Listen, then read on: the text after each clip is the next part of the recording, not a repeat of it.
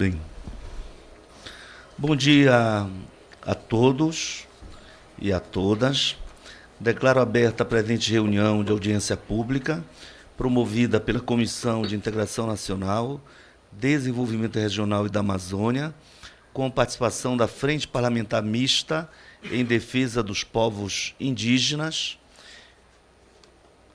que é presidida pela única deputada indígena, a Joênia Wapichana, frente da qual eu faço parte, para debater a importância da indústria farmacêutica amazônica em atendimento ao requerimento número 117 de minha autoria e dos deputados José Ricardo, do PT do Amazonas, e a própria Joênia Wapichana, de Roraima, que me encontrou ontem, disse que ia fazer um esforço para ficar presente aqui, um período aqui, porque há outros compromissos, inclusive, como eu mesmo acabei de falar numa sessão solene em homenagem ao povo palestino no seu Dia Internacional, reconhecido pela ONU, e corri para cá pela responsabilidade que tenho com esta audiência pública.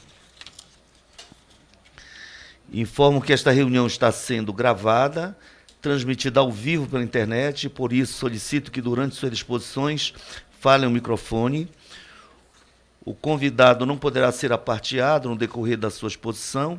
Informo que a lista de inscrição para os debates será disponibilizada pela Secretaria da Comissão junto aos parlamentares.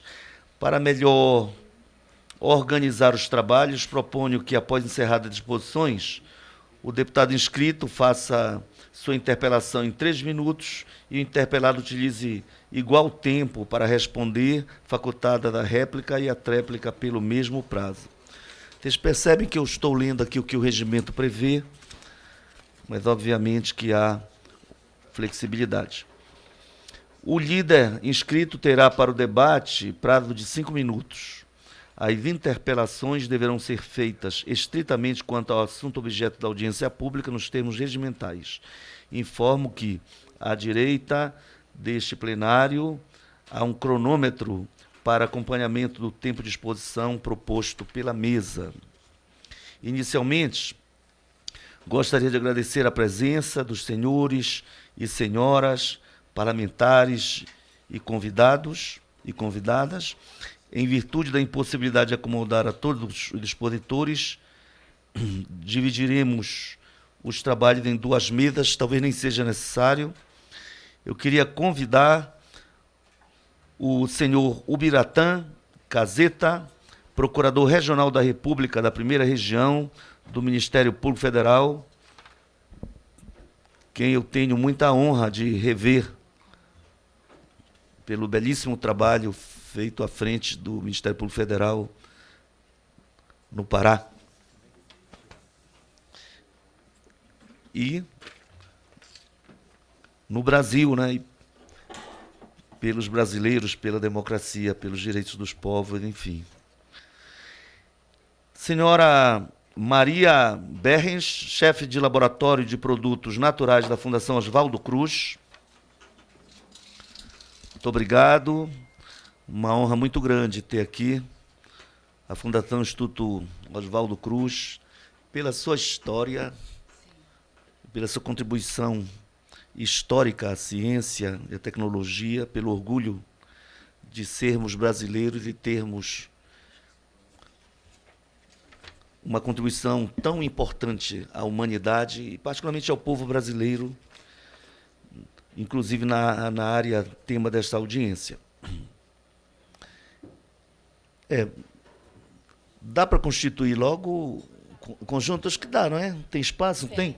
Então, chamo aqui o senhor Wellington Barros da Silva, assessor, representando o Conselho Federal de Farmácia. Doutor Wellington, venha cá, escolha-se a minha esquerda ou a minha direita. Quero dizer que a ideia dessa audiência, por honestidade intelectual, é uma vontade pessoal minha, mas também de uma conversa que eu tive com, creio que ex-presidente, até bem recentemente, né, o doutor João Jorge? Isso. Não é isso? até cerca de um mês, 2 meses atrás, o Dr. João Jorge, que comigo teve uma relação institucional muito importante, quando eu tive a honra de ser prefeito de Belém, e nós constituímos lá uma relação tão positivada que Belém foi uma das primeiras cidades a ter sancionado e colocado em prática a lei que exige às empresas da área do comércio farmacêutico, né, a presença de um profissional graduado, né. Isso realmente para mim foi um mérito, mas foi fruto da luta dos farmacêuticos, luta organizada através dos seus conselhos, né, federal e conselhos regionais, né. Falo isso, inclusive, para afirmar aqui a importância dos conselhos profissionais que estão em risco de ser extintos, aí, como todos aqui devem estar acompanhando o debate, né? E convido também a senhora Lindalva Ticuna, presidente da Associação das Mulheres Indígenas da Comunidade Indígena de Feijoal, do estado do Amazonas. Opa. Tive a honra de visitar a fronteira e ter reuniões e conhecer importantes líderes ticuna. Que povo, querida, me permita aqui, que povo com história linda, de resistência, um tipo de organização tão maravilhoso. Quando eu li sobre os ticunas, nós tínhamos 9 grandes organizações territoriais, não é? E muitas lutas para preservar a sua identidade linguística, cultural. Um dos povos que mais sofreu violências ao longo da história, que chegou, por um bom período, a ser tido como um povo extinto, e nunca deixou de existir, e tem uma das mais fortes presenças culturais, em geral, linguística, um povo artisticamente muito rico, com uma escultura maravilhosa e com uma produção do saber que, em grande medida, é fonte para o saber científico, que também merece destaque, e, por isso, a importância da presença ticuna aqui nesta mesa. Então, eu gostaria apenas de introduzir, como eu falei, esta ideia de uma conversa minha com o Dr. João Jorge, quando presidia o Conselho Federal de Farmácia, mas é uma ideia baseada também numa experiência que nós tivemos em Belém e que foi inspirada, em alguma medida, numa experiência do Amapá. Quando o governador Capiberibe teve a oportunidade de governar aquele estado, até mesmo com apoio da União Europeia, através da Daniela Mitterrand, que naquela altura era a primeira-dama, conseguiu fundos para constituir uma farmácia e um processo lá de comercialização e até mesmo um oferecimento de produtos com base em algumas da nossa riqueza biológica amazônica, digamos assim, né? Bem, inspirou a nossa decisão de constituir em Belém, quando eu tive a honra de ser prefeito, de 2007, de 97 a 2004, um programa chamado Farmácia Nativa. Como nós implantamos um programa de saúde da família muito forte, em alguns distritos, como Mosqueiro, que territorialmente representa 42%, 43% do nosso território, mas a população não é tão significativa. Hoje alcança 50 mil, naquela altura era muito menos. E lá a gente conseguiu implantar em 100% o programa chamado de saúde da família, que nós chamamos família saudável, como nós chamávamos, né? E quando se pensa na atenção à saúde, inclusive na atenção familiar à saúde, como porta de entrada ao SUS, não é? numa estratégia mesmo até de redução daquela adensamento da demanda pela rede hospitalar, que é insuficiente, né?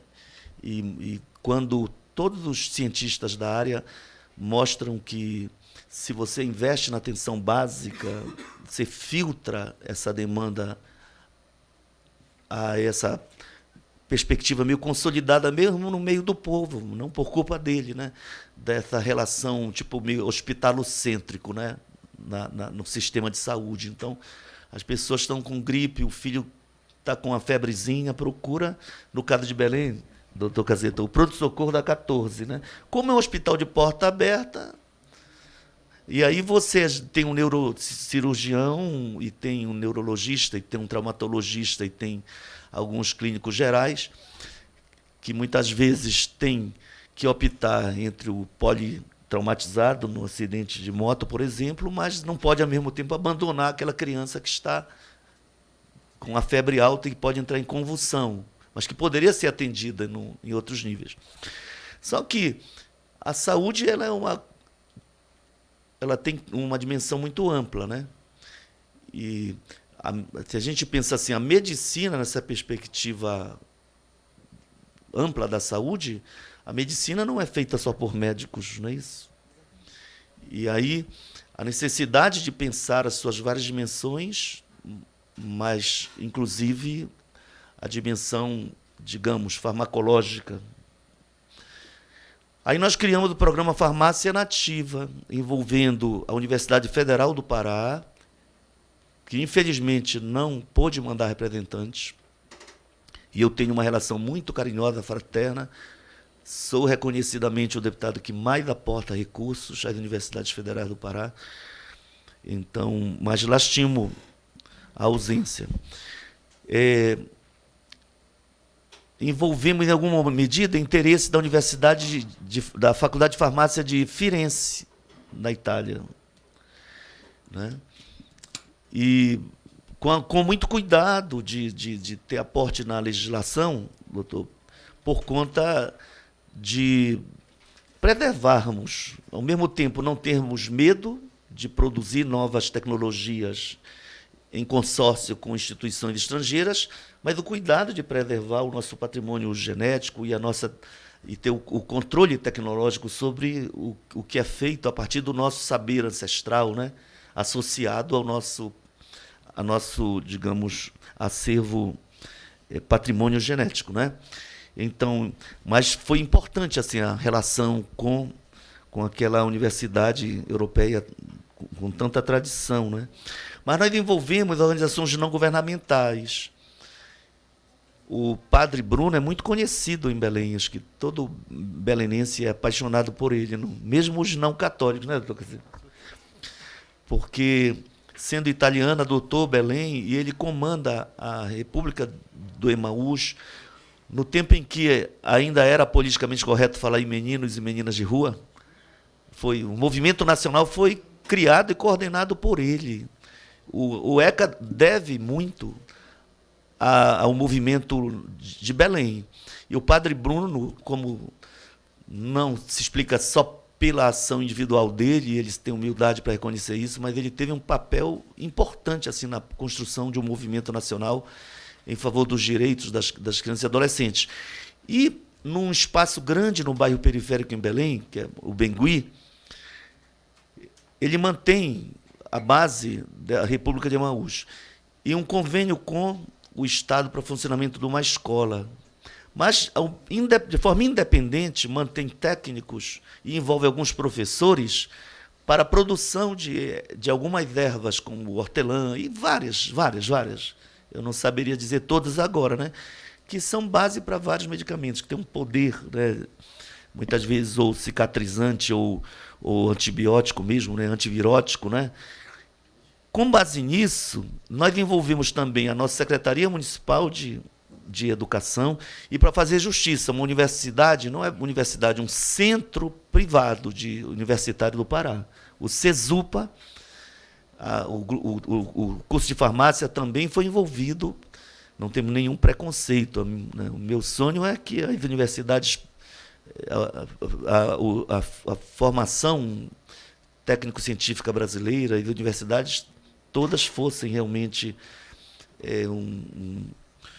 um instrumento de soberania, assim, e, portanto, parte de uma estratégia soberana de nação, vinculada a um tipo de desenvolvimento novo, mas a presença das universidades privadas pode ser uma contribuição, como o CESUPA, que nem é uma universidade, é um centro universitário, participou em alguns projetos, tanto em convênio com a universidade para questões provocadas por animais peçonhentos, mas também para a criação de uma rede, de um sistema vinculado a medicamentos e produtos utilizáveis nessas situações. Desculpa, eu sou arquiteto, então às vezes eu não uso tecnicamente os termos de forma mais correta. A verdade é que, com essas instituições universitárias, nacionais e uma estrangeira, com a presença de uma ONG importante, e a Universidade Federal Rural da Amazônia tinha uma pesquisa importante comandada por um professor, padre Zé Maria, muito importante na produção de ervas. Então, em resumo, o programa Farmácia Nativa, vinculado ao Programa de Saúde da Família, passou a oferecer produtos, 6 produtos, foi o que nós conseguimos desenvolver, com rótulos do Ministério da Saúde, que eram receitados pelos médicos do sistema. Isso, assim, para mim, foi uma experiência muito importante, e, inclusive, parte desse trabalho publicado, assim, em forma de artigos científicos, mas há um trabalho feito com o governo de Pontassieve, da Itália, que também foi um parceiro, bilíngue, que trabalha as lendas amazônicas e a presença das ervas amazônicas como fonte medicamentosa, digamos assim. É um trabalho muito interessante que quem tiver interesse em conhecer eu posso reproduzir depois e repassar. Feitas essas explicações, então vocês percebem que tem um interesse estratégico aqui, porque eu creio que foi importante a experiência, mas foi em pequena escala. Eu quero, como deputado, a partir desse debate aqui, ver o que é que se pode realmente constituir para transformar em política nacional. Mesmo a ideia é remar contra a maré. Nós sabemos que hoje tudo que existe de público está sendo privatizado, né? Mas nós queremos, inclusive há uma decisão agora que dificulta a vida e viabiliza e limita a comercialização de produtos que são fonte do trabalho da Fiocruz, né? Em favor de países que têm um poder muito grande na área da indústria farmacêutica, né? Então há muitos desafios. Nós sabemos que grande parte dos insumos farmacêuticos para a indústria farmacêutica são importados ainda. Então, o que é cerca de 80%, o que é possível e o que é necessário para que a gente possa, avançar em termos de normas, de modo... Porque nós não podemos ser principistas em relação a benefícios fiscais, né? Ainda ontem eu defendi benefícios fiscais, a prorrogação da lei voltada a incentivar a produção cinematográfica brasileira, que gera 300 mil empregos, né? Como eu defendo o fortalecimento do super simples, porque não há dúvida que a maior parte dos empregos, dos postos de trabalho gerados, né, no país, estão vinculadas à micro, pequena e média empresa, né? E alguns setores produtores, mesmo quando são produtos resultantes da atividade de grandes empresas, às vezes até são oligopolistas, mas quando se trata de medicamento, produtos alimentícios, o Estado brasileiro tem que olhar com atenção, né? E eu creio que é essa noção. Ao mesmo tempo, o que é possível fazer hoje? Qual é a autonomia que nós temos para a produção de alimentos? Qual é o passo que as instituições públicas podem dar? Uma universidade pode constituir um laboratório que, para além da atividade acadêmica, também forneça, né, o que se pode fazer, baseado nas experiências como da Fiocruz, no país. Nós temos, como deputados, um poder de financiamento. Não é pequeno, pessoal. 15 milhões de emenda individual, mais 247 milhões de emendas de bancada. Isso aí, claro, se debate na bancada, mas tem uma possibilidade. Agora mesmo, nós temos possibilidade aí de 10 milhões, cada deputado do Pará, de emendas de bancada para orientar para atividades na área da educação, da cultura, da saúde e outros apoios a instituições federais, como é o meu caso, né?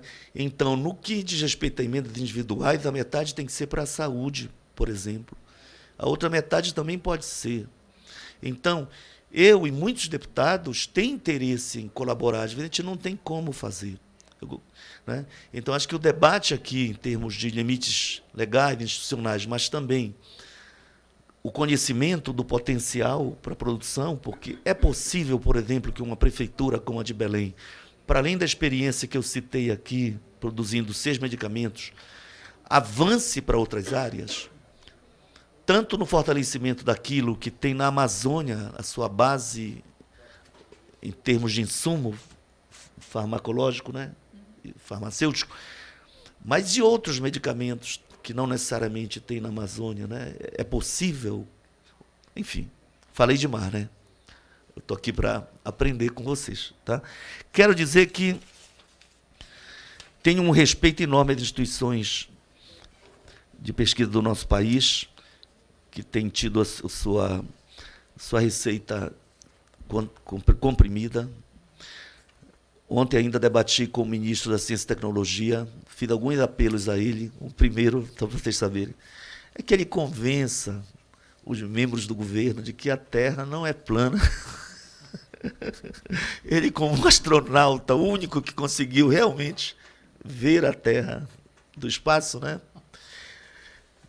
E aí ele respondeu de forma muito educada, de que ele tenta, mas tem pessoas que têm dificuldade de compreender, né? O que é triste é que um presidente da Funarte, por exemplo, acredite mesmo que a Terra é plana, né? Mas as instituições na Amazônia também, como o Instituto Evandro Chagas tem um papel importante, né? Como o Fiocruz tem, o Museu Guild, né? No Amazonas do INPA, realmente é um instituto que tem um valor estratégico importante. E eu queria dizer assim que o professor João Vicente, que é coordenador de pesquisas do INPA, foi convidado. Ele diz assim mesmo: cometi um erro gravíssimo. Entendi que o encontro a respeito do importante tema, a importância da indústria farmacêutica do Amazonas, seria realizado na Assembleia Legislativa da cidade de Manaus. O potencial farmacêutico da Amazônia é um assunto muito importante. Eu ficaria muito honrado em participar dessa audiência. Sinto-me envergonhado frente a essa situação. Peço desculpas por não poder representar o INPA no evento e coloco-me à disposição de Vossa Excelência, respeitosamente, João Vicente Braga de Souza. Eu agradeço, assim, pela consideração e pela justificativa. Então, agora, vamos lá. Minha querida senhora Maria Berrens, está certa a pronúncia? Berrens, é chefe de laboratório de produtos naturais da Fundação Oswaldo Cruz. Lhe concedo a palavra. Inicialmente 10 minutos, pode ser menos, pode ser mais, conforme aí a conveniência. Aperte. Tá.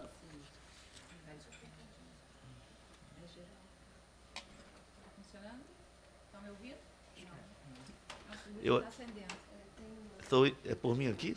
Ah, ótimo. Tá. Fica mais confortável.